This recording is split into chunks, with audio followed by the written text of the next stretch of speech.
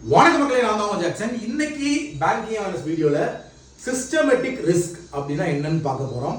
அதுக்கு முன்னாடி உங்களுக்கு நம்ம ராயல் பாஸ் தேவைன்னா இன்னைக்கு நாளைக்கு இந்த 2 நாளுக்குள்ள ஆஃபரை க்ளோஸ் பண்ணிடுவோம். ஸோ பர்ச்சேஸ் பண்ணணும்னு நினைக்கிறீங்க பர்ச்சேஸ் பண்ணிக்கோங்க, லிங்க் டிஸ்கிரிப்ஷன்ல இருக்கு. ஸோ இந்த ராயல் பாஸ் பர்ச்சேஸ் பண்ணீங்கன்னா கிராக் வித் ஜாக் என்டையர் வெப்சைட்டையே வந்து அதில் உள்ள video course, mark test, PDF கோர்ஸ்லாம் வந்து நீங்கள் 1 இயர் வேலிடிட்டிக்கு யூஸ் பண்ணிக்கலாம்.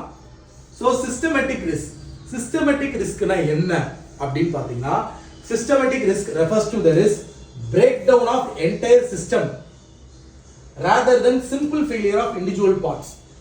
அதாவது என்டையர் சிஸ்டமே பார்த்தீங்கன்னா பிரேக் டவுன் ஆகுது, அதான் சிஸ்டமேட்டிக் ரிஸ்க்.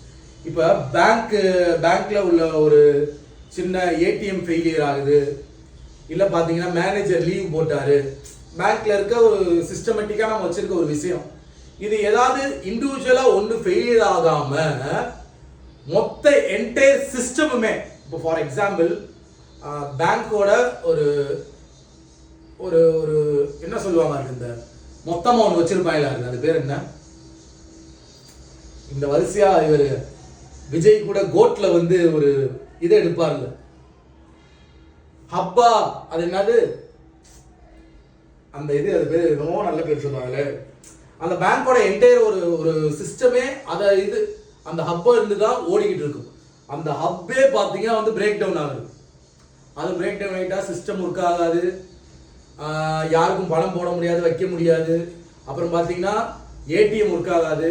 ஸோ ஒரு பேங்க்கு ஒரு என்டையர் சிஸ்டம், அந்த என்டையர் சிஸ்டமே பிரேக் டவுன் ஆகிட்டா வேற எதுவுமே ஒர்க் ஆகாது. அதுதான் சிஸ்டமேட்டிக் ரிஸ்க். அந்த பேங்கோட என்டையர் சிஸ்டம் வந்து ஃபெயிலியர் ஆகுது. ஸோ இது டெஃபினேஷனில் கொடுத்துருக்காங்க, நான் உங்களுக்கு எக்ஸாம்பிள் சொன்னேன். என்டையர் சிஸ்டம் பிரேக் ஆகுது, சரிங்களா? ஸோ அதை நான் வச்சுக்கோங்க. உங்களுக்கு விடைபெறுவது உங்கள் ஜாக்சன். டில்